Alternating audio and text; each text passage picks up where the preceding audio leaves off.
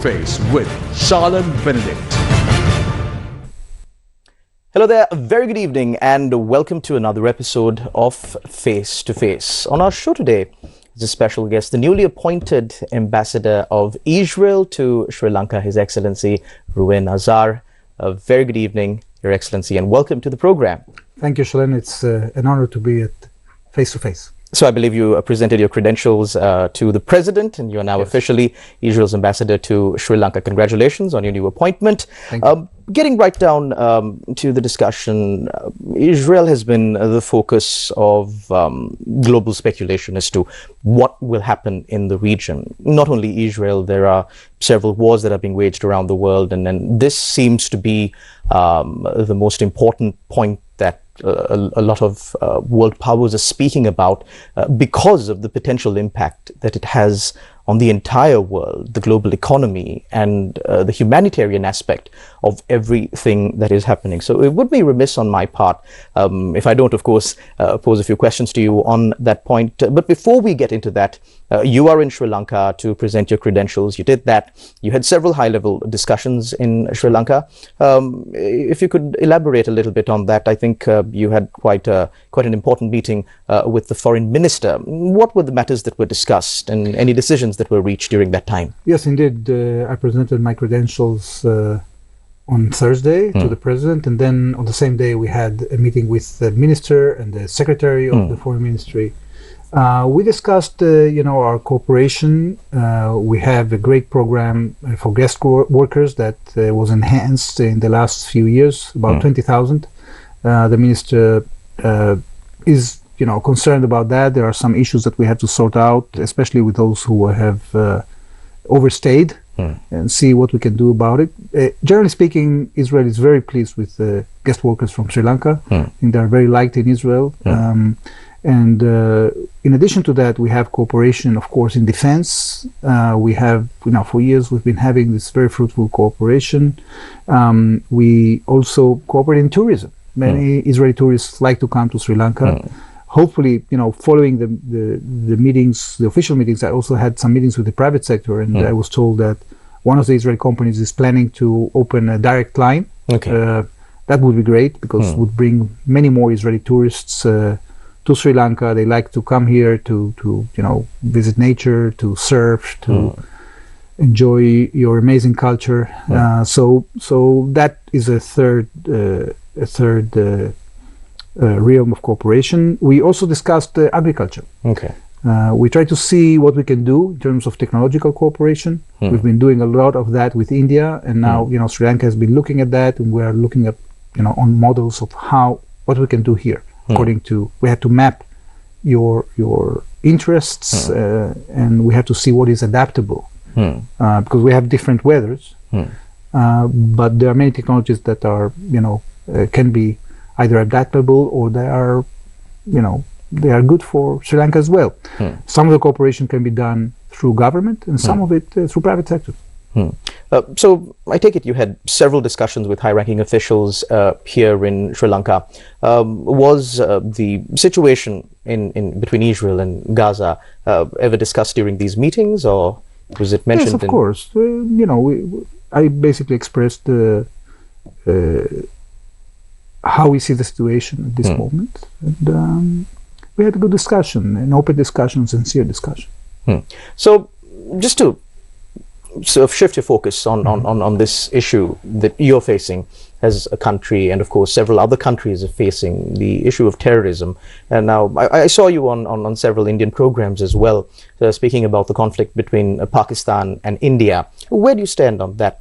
Because India is such a close partner to Sri Lanka, and of course is one of Sri Lanka's closest neighbors. What's Israel's position on that? Well, front? we are not part of that conflict, but for us what was very important to state is that we see eye to eye, I think, with India and many other countries in the world, that terrorism should be taken out of the equation. It's not a legitimate way of warfare when you intentionally target civilians, and this has to be condemned.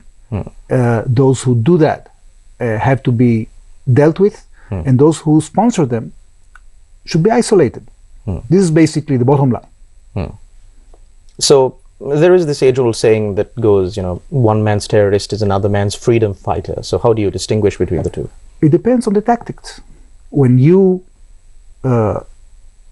take all the norms that have been written by humanity, especially in the last few centuries, and you hide behind civilians, you shoot indiscriminately at civilians, you kidnap, you rape, you burn, you kill children, and you boast about it. You boast about it. You film it and you boast about it and you distribute in order to instill terror. That's not a freedom fighter. That's a terrorist.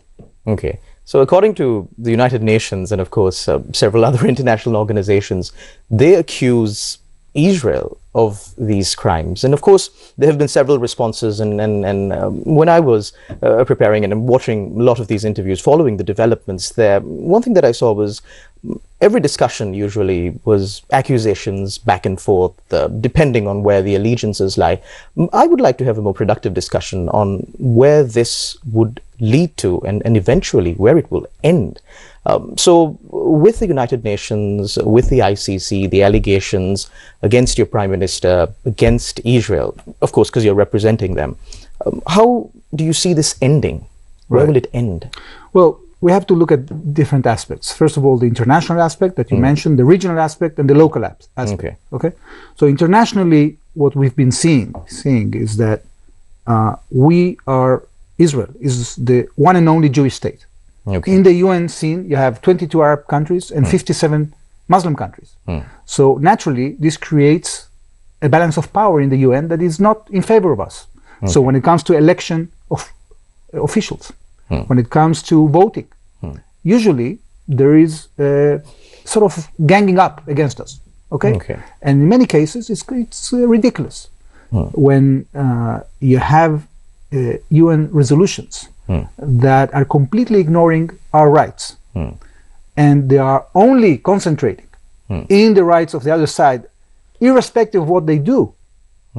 That's a problem. So what happened is that the Palestinian issue has been hijacking international institutions for many years, and actually, because of that lack of balance, many international institutions have been ruined, have been hijacked by this conflict.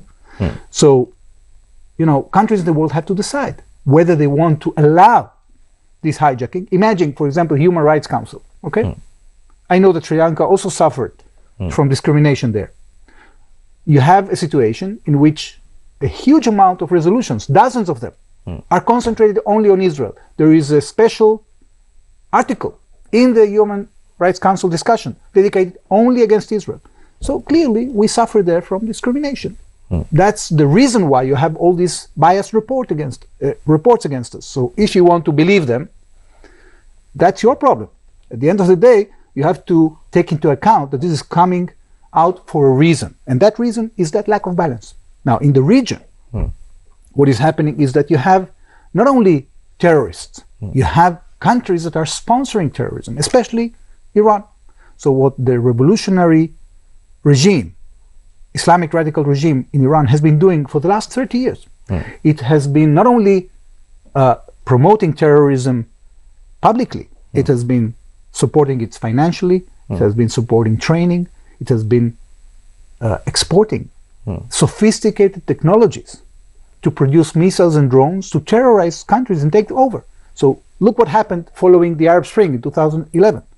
4 Arab capitals fell under the influence of the Iranian revolutionary regime. Lebanon, Syria, Iraq, and Yemen. This created huge chaos in the region. Now, what happened following the 7th of October is that Israel, after spending a lot of effort, we've been able to decimate Hezbollah, which was the most powerful terrorist organization in the world. They had 150,000 rockets directed at Israel. We've been able to debilitate them, and we basically gave back to the Arab world 2 countries, Lebanon and Syria. And Lebanon and Syria now are on a track that they have at least hope to stabilize themselves after many, many years in which these terrorist organizations were instilling chaos and terrible disasters in these countries. You didn't see the UN giving too much attention to that. So there is hope that following the action of our security forces, that we will be able to debilitate the radical elements, to deter them from continuing of doing this, creating all this chaos. You said there were three elements to this: the international, the regional, and the local. I'd like to question you on the local front. Right. There have been protests erupting in Israel itself from your locals saying, stop this war.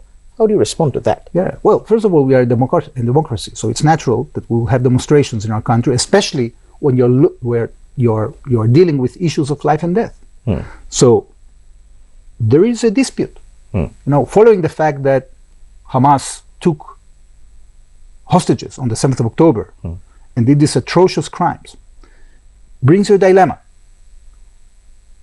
Do you want to concentrate only in bringing back the hostages with the price of surrendering to Hamas and allowing it to do it in the future again?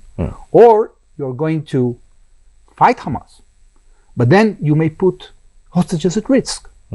So what Israel is doing, and what the cabinet decided following the 7th of October, is to have two results: to bring back the hostages, but also to make sure that Hamas is decimated, that it will not be able in the future to do another 7th of October. So we've been using, why is this conflict taking so long? Because we've been actually balancing between military action and negotiation. In this way, by balancing this action, we've been able to bring back 196 hostages out of 245. Okay. And we have 58 hostages, about 23 of them are alive, that we still have to bring back. Now, as we manage to decimate the military capability of Hamas, they become tougher on releasing the rest of the hostages. And this is the dilemma we are discussing inside the political system in Israel. Some people are saying, no, let Hamas stay, finish this war, bring back the hostages, and you will deal with Hamas in the future. Other people are saying, including the government, no, we cannot allow that. We won't allow Hamas to stay in power, because if we allow them to stay in power, they will rearm and regroup and attack us again. So this is the debate, and that's why we had demonstrations. It's interesting you brought up several statistics. Does the Israeli government know how many civilians were killed in Palestine? How many terrorists were killed? What's the collateral damage like?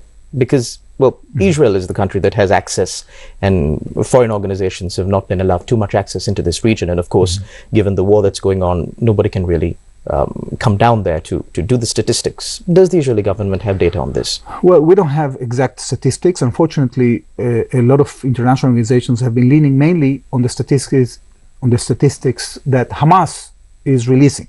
Okay, and they have been disseminating false information. So don't you think there's a lack of transparency on that front now? If you have a group that is, as you say, disseminating false information, why doesn't the Israeli government go and says no? Because we don't have the means. Look, we don't have the means of counting. I think that what is happening to Palestinian civilians is very tragic and is terrible. Every loss of life is very tragic and is terrible. But who is responsible for that? Is Israel, that is defending itself from the terrorists, is responsible, or the terrorists that are hiding behind civilians? What they are doing is a double war crime. They are firing at us indiscriminately to hurt civilians, and they're hiding behind civilians. So they use their own civilians as human shields. They put their headquarters under hospitals. Now, hospitals are immune under international law. They thought that by putting their headquarters under hospitals, Israel won't be able to attack. Now, they forgot. But Israel did.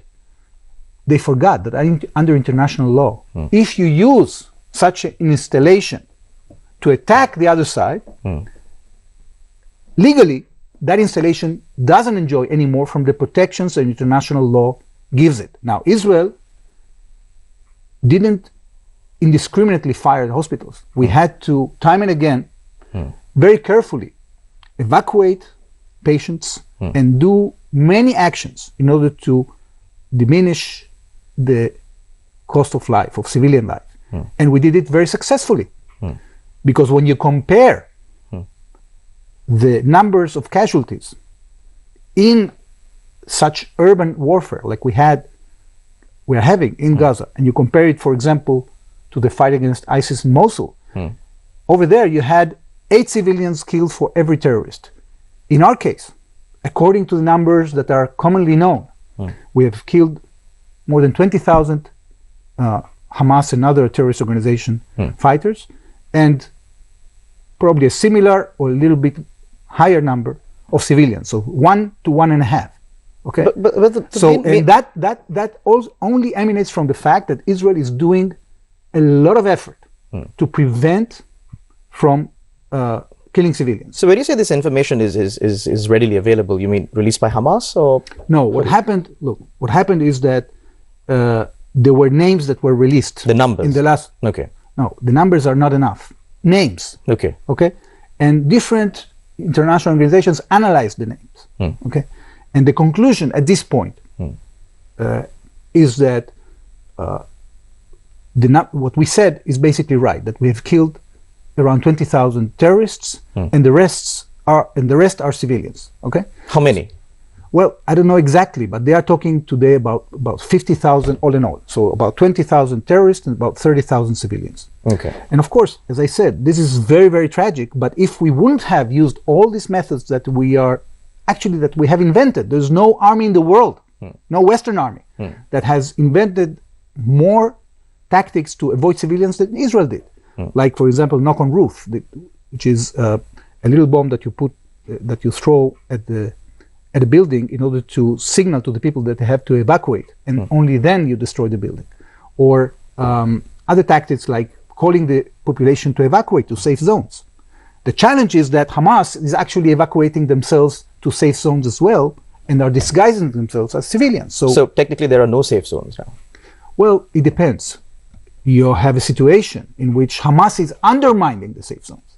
It's not the responsibility of Israel. Well, if Israel creates a safe zone, and then Hamas decides that they're going to hide there, they are risking their own population. This is not our responsibility, it's their responsibility. So in the eyes of Israel, what is the permissible ratio? How far will you go in terms of, well, according to you yourself, to destroy terrorism in the eyes of Israel? How far would you go? Where would you stop? Well, where would you say, no, this amount of civilians first of all, is this too can much? stop. Look, this can stop today. Okay. The only thing that has to happen is that Hamas has to bring back the hostages and renounce power in the Gaza Strip.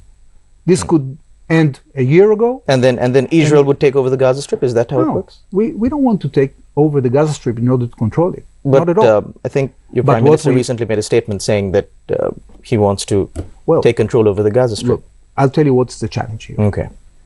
If Hamas is not defeated, there is no decent organization or force in the world that is going to be able to rule the Gaza Strip, because they won't be able to fight Hamas. And Hamas will kill them. Okay? So what our government was trying to avoid from doing so far is to take over the entire Gaza Strip and then transfer it to another power. As much as Hamas refuses transfer to to give another in, power, like the United States, because I think President Donald there are Trump has different also options. expressed interest in. I mean, these are all against international laws. Why? Taking over another country and handing it over to another country, that's in line with international laws? Of course. If you are defending yourself, you are being attacked by a territory that you completely evacuated, okay? You are entitled under international law to defend yourself. And if these terrorists continue attacking you, you are entitled under international law to continue to defend yourself. Just like Sri Lanka is, of course, learning a lot from our relationship with Israel, and just like you said, in the agricultural sector, defense sector, employment, foreign employment, so on and so forth. Sri Lanka too has experience in this front of dealing with terrorists. And Sri Lanka's experience has been slightly different. In the humanitarian operation that we launched against the LTTE terrorists, there are enough footage to prove this, testimonies to prove this, that Sri Lankan soldiers went and rescued those who were being used as human shields. They brought them back to their camps, they fed them, they clothed them, and they were made part of Sri Lanka. Isn't this an option available to Israel? Well, I think the situation is completely different, and I'll tell you why. First of all, because this is not an internal issue. Israel doesn't regard the Gaza Strip as part of Israel. Okay? And in the Gaza Strip, there is another people.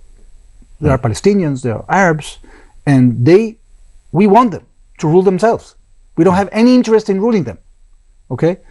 The only thing that we want is to live in peace. We have offered the Palestinian people peace several times. There were very generous offers on the table in the year 2000 in Camp David, in the year 2008, and we offered the Palestinians a state. The problem is that these radical forces, especially the Islamists, they want to eradicate our state. They don't necessarily care about building their own state. They want to eradicate Israel. So imagine that these terrorists would have the means and the outside assistance to eradicate your state. Okay? This is what is happening in our case. So the conflicts are different and the solutions might be different. We have to be realistic, you know. The forces of extremism in our region are not just concentrated in the Gaza Strip. You have radical forces like ISIS, you have the Houthis in Yemen, you have all these proxies that Iran is supporting, you have Shiite radicals, you have Sunni radicals. They are terrorizing many countries in the region. And what we are doing is actually we are allying ourselves with countries in the region to fight terrorism. And we've seen that in the last year and a half. We have diplomatic relations with Arab countries. They haven't cut their diplomatic relations. Although they are also concerned, and we are concerned from the situation in Gaza, they understand that Islamic terrorism has to be fought against. And it's a huge challenge, especially when they are using such tactics, as I mentioned before. So this is getting prolonged on the account of the suffering of the population because Hamas is unwilling to release the hostages, unwilling to give in power, despite the fact that even in the Gaza Strip, they're not popular anymore. And we are seeing it. We are seeing demonstrations, despite the fact that, it's very dangerous to demonstrate against terrorist organization because you pay a price. And they have been killing a lot of people that have been criticizing. Well, let's look at this from the perspective of an average civilian, say, for example, living in the Gaza Strip. If I was a civilian living in the Gaza Strip and I wanted out of all of this, I didn't want to be used as a human shield, as you so called it. I didn't want to be part of this war. What's my way out? How do I leave? Right. That's a great question. Because unlike the conflicts that you are seeing in other parts of the world, like in Syria or like in Ukraine, other countries don't want to host Palestinians, even not temporarily, including Arab countries. And this is very regrettable. Because if people are so concerned, they should open their borders and allow Palestinians, at least temporarily, to flow into their countries, okay, until the war is over. But they are refusing to do so. And they are pointing fingers at Israel. That's a very hypocritical game, okay? So what Israel is doing is, first of all, we are facilitating the flow of humanitarian assistance. And the reason... When you say facilitating the flow of humanitarian assistance, I believe after the entire aid package was suspended, I think 5 vehicles were allowed a few days ago, but that's nothing compared to the number of 500 plus aid vehicles that went into Gaza. We are monitoring the situation and making sure that the population doesn't starve. We have a task force together with international organizations, and the reason that we have stopped the flow of aid was because of 2 reasons. First of all, because we saw that Hamas is taking over the aid, and instead of giving it to the population, is it selling it to the population in order to finance itself, okay? And the second is because we knew that after the last ceasefire, 22,000 lorries of assistance entered the Gaza Strip, and there was enough lorries in the Gaza Strip, enough assistance, enough aid to feed the people. When we saw... Is there evidence to support all of these claims that you're making? Has it been made available? Has it been communicated? Yes. It has been communicated because we have a joint task force in which countries of the world participate, the Americans, UN organizations. As I said, some of the UN organizations, they have their own agendas. And they are sometimes exaggerating. But we know what is the situation. And by the way, when you look at the people of Gaza, you don't see people that are, after, imagine, if they didn't have food for 18 months, they wouldn't look too healthy, right? But they look okay. They don't see. I don't think. I don't see. Well, they don't. There are footage of people starving. There are footage of children starving.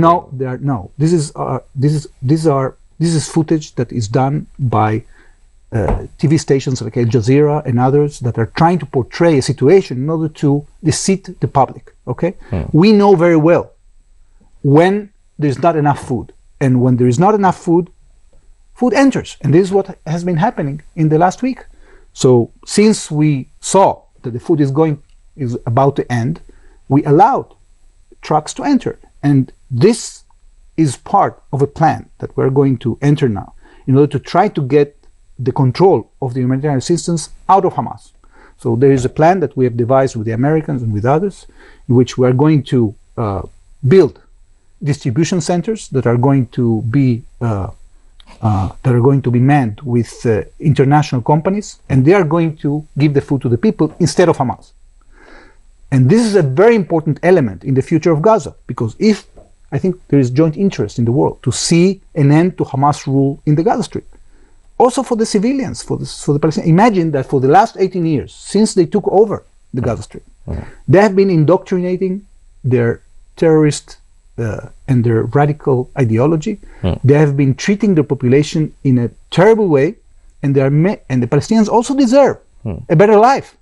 We want a better life for Palestinians, but it cannot happen while Hamas continues to rule the Gaza Strip. Just one final question. Another massive concern, of course, is the expansion of Israel into Palestinian territories. How far does Israel plan on going on that front? Will it stop? And at which point will that happen? Well, first of all, we have withdrawn from the Gaza Strip, and we don't have any intention to take the Gaza Strip back. There is a dispute regarding what we call Judea and Samaria, the West Bank. Yes. This is a piece of land that hasn't been under the sovereignty of any state in history. Okay? And this is a disputed area in which we claim and the Palestinians claim. And we have to get into a solution after negotiating a compromise. We have offered several times compromise, and the Palestinians refused. In the year 2000, we refused we offered a state on 95% of the territory. The Palestinians refused. They launched a terrible terror campaign. There is a price for that. If you continue refusing, accepting proposals, continue to fight Israel because you want to eradicate it, there's going to be a price. We're not going to stay idle by. We're going to execute and promote our rights, because we have indigenous rights in this land. So time is not working for those who refuse to do peace. And they have to realize that. The time is working against them. And they should rush to the negotiating table to make a deal, a peace deal with us. Well, the problem was that in the past, many people on the other side viewed our generous offers as a sign that we are getting weaker, and that they can fight Israel, and ultimately they can eradicate it. And actually, these theories are not secret.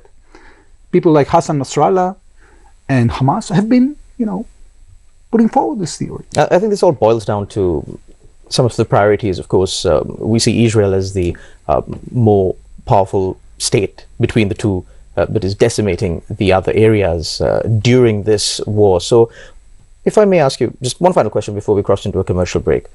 What would be Israel's greater priority? Is it safeguarding civilian lives or destroying Hamas? Of course, we have to safeguard the lives of Israeli civilians. This is what we do. Israeli civilians only? No. Under international law, we are implementing the rules of engagement, and we have diminished collateral damage and civilian loss also on the Palestinian side, despite the fact that Hamas is trying to do whatever they can in order to increase the number of civilians, civilian casualties. We are going to do what we have to do according to our rules and our principles in order to defeat Hamas. We are determined to do that, and we are going to do that. Despite what the international community says? Well, the international community wasn't attacked by Hamas. We were attacked by Hamas in a very atrocious way, and we have to defend ourselves. We'll cross over to a short commercial break and be right on back on the other side. For more, don't go anywhere. You're watching Face to Face. Newsfirst, Face to Face with Shalom Benedict. Design is like music. It's a whole orchestra. The dots, the lines, the dashes, It's a whole symphony. It has to feel good. Come on a fantastic discovery of design as Anthony Burke meets designers from Mumbai to Yogyakarta, showcasing groundbreaking works. This is me, this is my creation, this is my life. Culture by Design. Saturday at 6 p.m. onwards on TV1.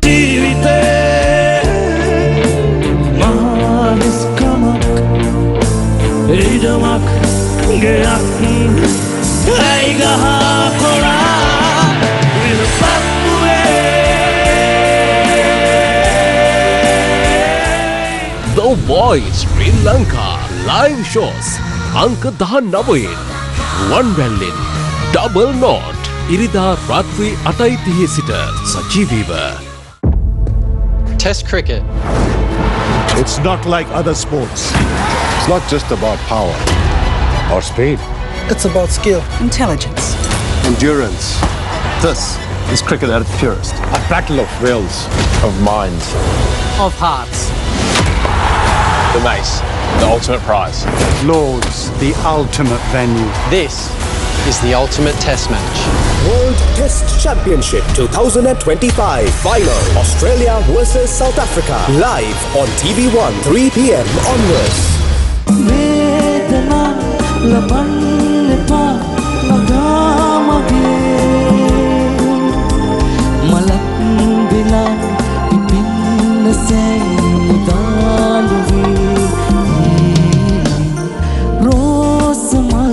The Voice Sri Lanka live shows අංක 20 අමන් පොලින් K Sudarshana ඉරිදා රාත්‍රී 8:30 සිට සජීවීව.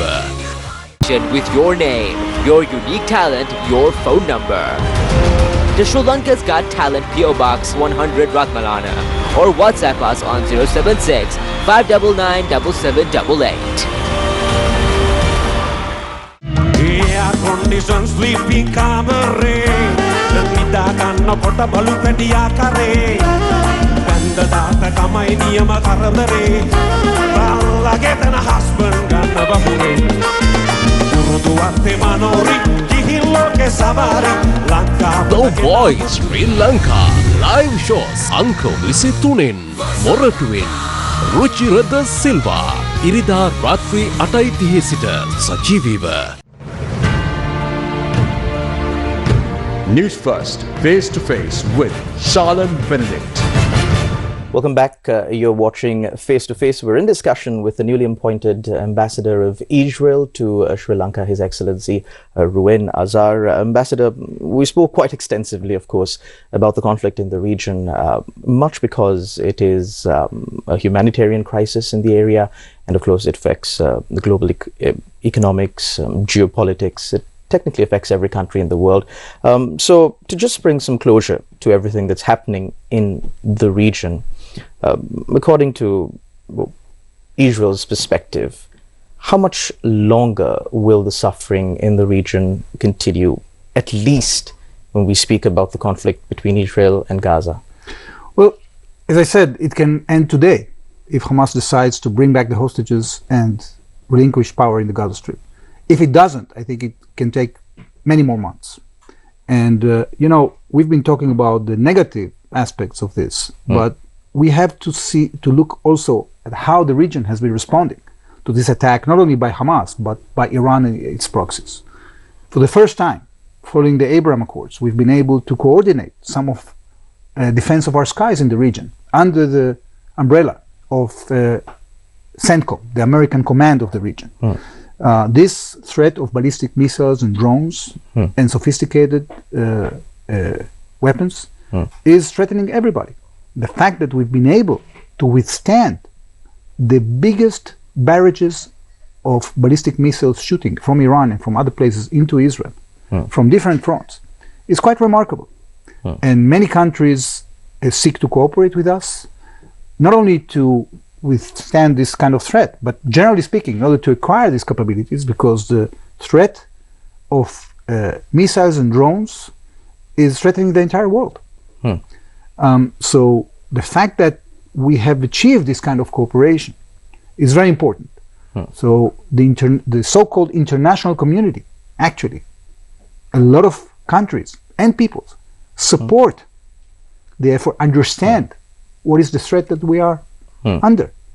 And this is something very commendable. We have a hope in the fight against terrorism. If we cooperate, we can actually defeat radicalism, defeat terrorism. And I have a hope that we will succeed. Well, of course, it's noteworthy to mention that certain facts that were spoken of are disputed by other factions, and since they're not present here, of course, it's in the public domain, all of the information. However, many of the facts of the information that come out regarding this war are disputed by either sides. But of course, one thing is for certain: there is suffering in the region. There is a humanitarian crisis, and of course, I believe Sri Lanka has also expressed their concern about what's going on in the region, and of course, always advocated for peace. We've done so after the Second World War. Our leaders have made statements that echo throughout history on peace, and of course, our hope and prayers are with the region, and that there would be peace in the region. But getting back into relationship between Israel and Sri Lanka, you said there are several defense agreements also, or defense cooperation that is ongoing. What kind of cooperation is this, if you could elaborate a bit? Well, in the past, we've been cooperating, especially when Sri Lanka was under terrorist threat, and I think that cooperation is appreciated both by Israelis and Sri Lankans.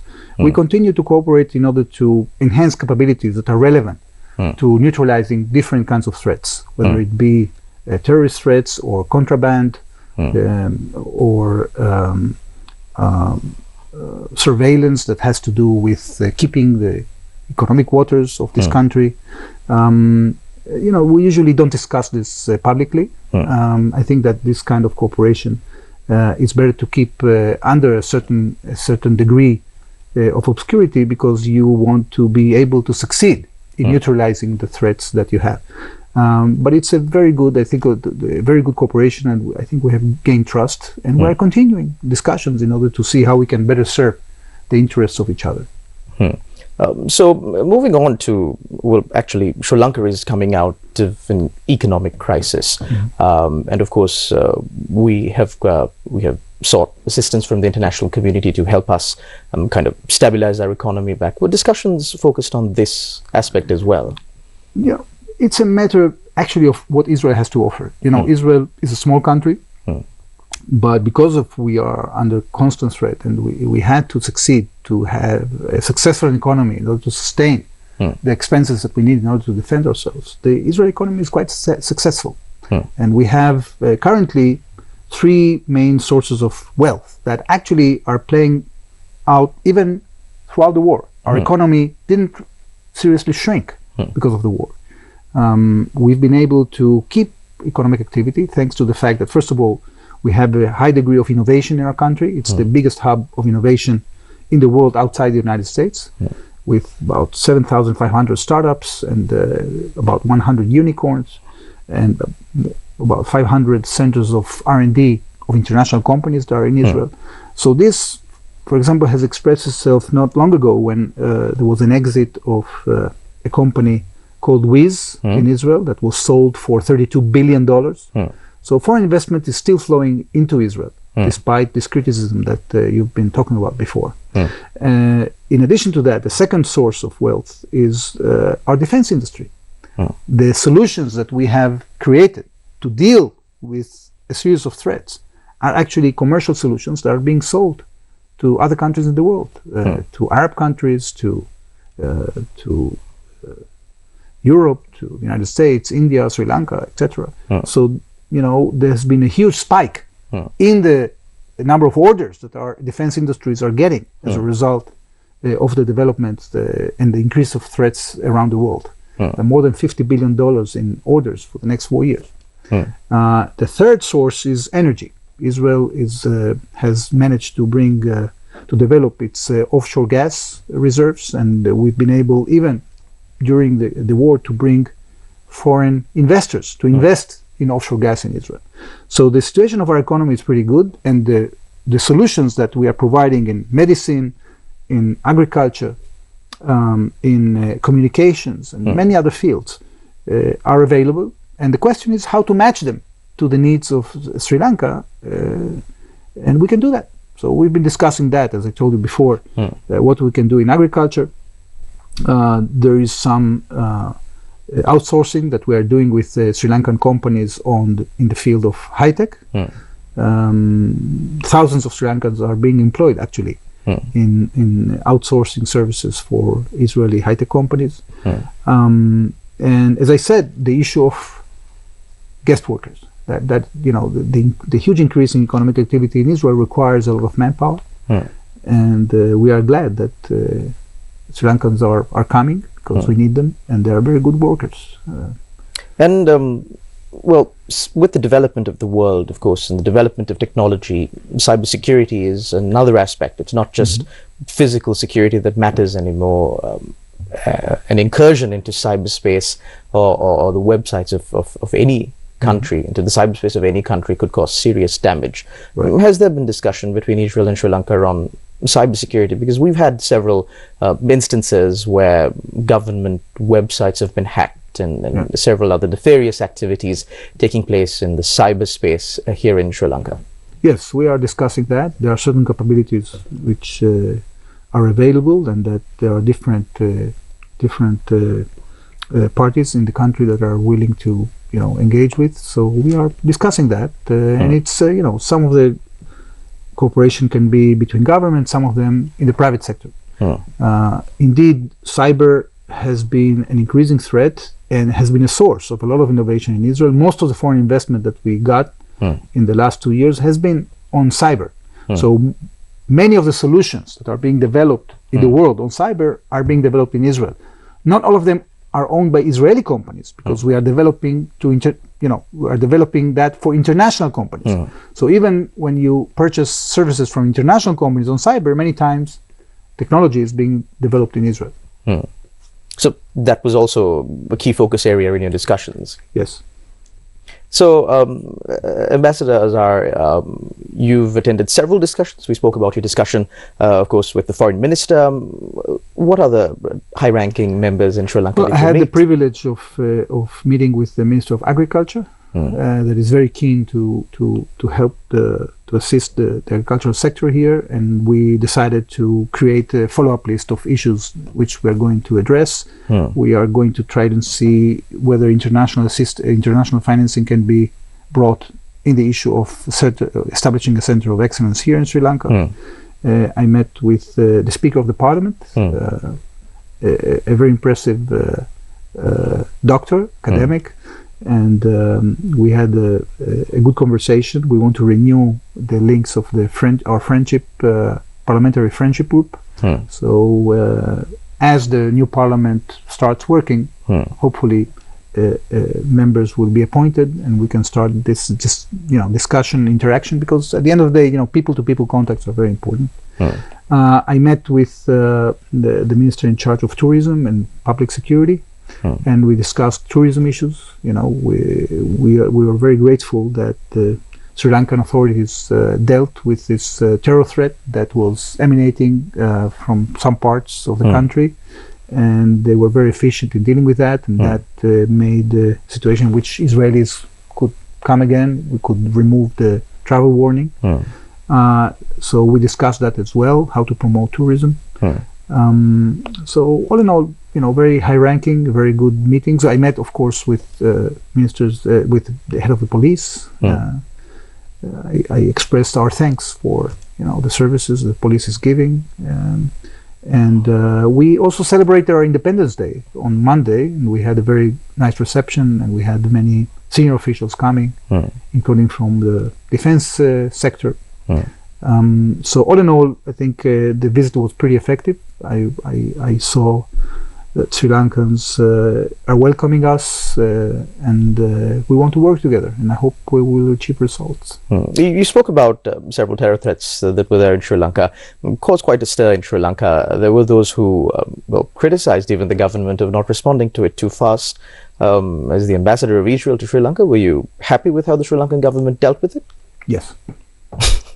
Very short answer.